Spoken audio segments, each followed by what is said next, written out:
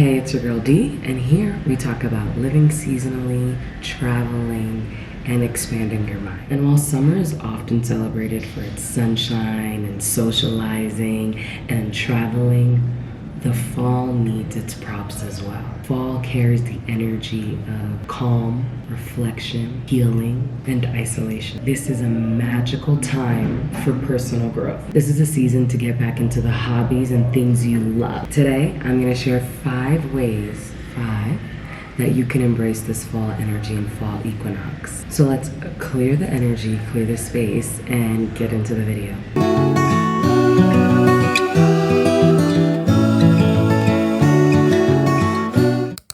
So first we need to understand the fall season. September 22nd marked the fall equinox, a new season for nature and for us. The fall season invites us to embrace balance, reflection, and isolation. At the fall equinox, we see that the amount of daylight and darkness are equal, as opposed to summer where the days are much, much longer. And as the season and the year progresses, you'll see that there will be more darkness and less daylight hours. I know this could evoke feelings of sadness and depression, especially if you get seasonal depression. But I'm here to tell you there is magic in the fall season as well. Nature is always in a cycle of death and rebirth, just like you. We need this yin energy to balance out the yang energy of spring and summer. This is our natural rhythm with the season. Fall is really about release and reflection and leaning into the darkness of the season. This feels calm, this feels sensitive, this feels cozy. If you're into tarot, this season epitomizes the Hermit card. The Hermit card is all about retreating in order to reflect and grow. Fall's energy, with its shorter days and longer nights, really resonates with the Hermit's journey away from distractions to have spiritual growth. There's very much a quieter energy to fall. So slowing down from the hustle and bustle and demands of life is not just natural, but necessary. This season's calm is not something to resist. Rather, it's something to welcome with open arms. As nature sheds the old to bring in the new, so can you. Before fully stepping into fall, make a gratitude list. Take time to reflect on your summer's harvest, both literally and figuratively. What are you grateful for? What did you experience or accomplish? I know a gratitude list is not a mind-blowing suggestion, but in an effort to live seasonally, making gratitude lists and reflecting on prior seasons really help us soak in the harvest that we received and live more intentionally and mindfully. Here's a pro tip. Go into your phone from June to September at all the photos, screenshots, and videos you took, just to kind of jog your memory on what happened this summer. It could be big things like a girl's trip, becoming pregnant, finally becoming monetized, or smaller things like taking a hike with your best friend, seeing Inside Out 2, or maybe they're even smaller but more emotionally significant, like you had a crucial conversation with one of your best friends, or you healed the relationship you have with one of your family members, or maybe you sat with your mom through dinner and didn't argue with her and you really remember this. Take time to reflect on the big and small moments of the summer so you can go into fall with a clear head and a full heart. Another suggestion to help you ease into the fall season and fall forward is making a friend inventory. I learned this from a coach I was working with many moons ago, and I found that it helped me 1, set boundaries, and 2, be more intentional about the relationships in my life. To do this, you just draw 4 to 5 concentric circles. You can do this in a journal, you can do this on your iPad. In the innermost circle, drop people in your life who are the closest to you. If good news happened to you tomorrow, who would you want to tell first? These are the folks that you put in this middle circle. And what you'll notice is that the innermost circle is the smallest circle, a great metaphor for life. This innermost layer are the people that you pour into the most, the folks that you want to spend the most time on because they matter the most to you. And then there's the second layer. We're still in inner circle territory. This might be other really close friends, other relatives, maybe your parents, maybe certain siblings. These are people that you also pour into, but maybe not as much as you pour into the folks in the middle. Actually, definitely not as much as you pour into the folks into the middle. Remember, this circle is not as big as the other circles. So this is still a pretty tight list. Really take your time and do this and go based off of gut feelings, not people who should be in the middle. If you are not close to your mom, you do not need to put your mom in your innermost circles, okay? She's not gonna see this. This is for you. So be honest. After this innermost circle, you can do and move on to your outermost circle. In these outer circles, you can put your coworkers, relatives that you don't really speak to, strangers, that can be in the last circle.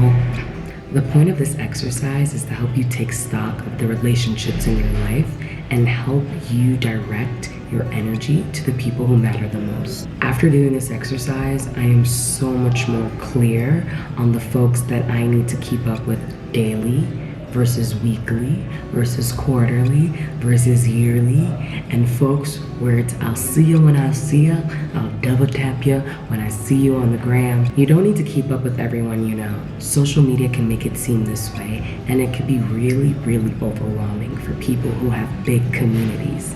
In a world where social media tells us we need to keep up with everything and everyone all the time, use fall's energy to embrace your inner circle and lean into quality over quantity. And by doing this, you'll have more energy to focus on what really matters during this reflective season.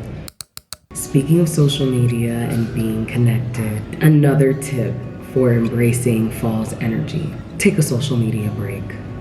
Just do it. I'm not saying go cold turkey. Maybe you can experiment with no social media during the weekdays and re-downloading it during the weekend. Or maybe you do the opposite. So no social media during the weekend, but you can download it again during the week. Building on embracing this season of isolation, taking a break from social media can help you create time to focus on your hobbies and self-reflection and homemaking, which is great for this season. And most importantly, it will encourage you to keep up with your community, that innermost circle, one-to-one, text messages, phone calls, rather than relying on social media updates, which is way less effective and way less impactful. I know for me, it's hard for me to just quit something without a goal.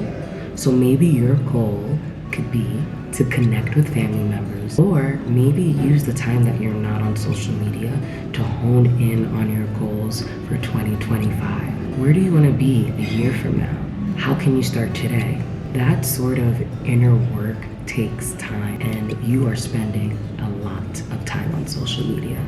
I can almost guarantee it. I have a carve out for you too. Don't come for me. The goal is to create more space to go inward and connect with yourself and your innermost circle this fall season, especially with an election in the United States and the constant news cycle. Stepping away can help you focus on what really matters in your life and give you time to connect with the people who actually matter the most. My last suggestion for transitioning and embracing this new season is picking up a yoga practice. Start a yoga practice either in the morning or the evening. Adding a yoga practice to your evening routine is a great way to embrace the longer nights and darkness that the fall season has. But I also think adding it to your morning routine would be a great way to honor the little daylight that we have. It's all about balance. Choose whatever works for you. I suggest yoga because it is a great way to connect the mind, body, and spirit. One of my favorite things about yoga is that it's free. All you need is a mat. There are countless free YouTube flows. I mean, you don't even necessarily need a mat, because there are a lot of flows that you can find just to do in bed.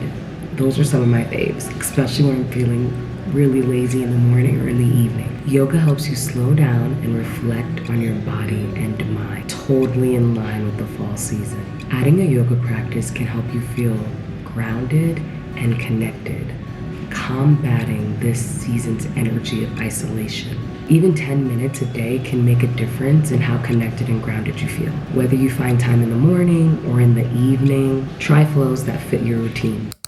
Okay, so those are 5 short and quick, simple ways to embrace the transition into this new season. I promise fall is a beautiful season beyond pumpkin spice lattes and Halloween. If you look at a new season as a way to exist differently and develop new routines, I promise every season will now be an opportunity to change. Think of life in inhales and exhales. So spring and summer is this really, really big inhale. Fall and winter is this really, really big exhale.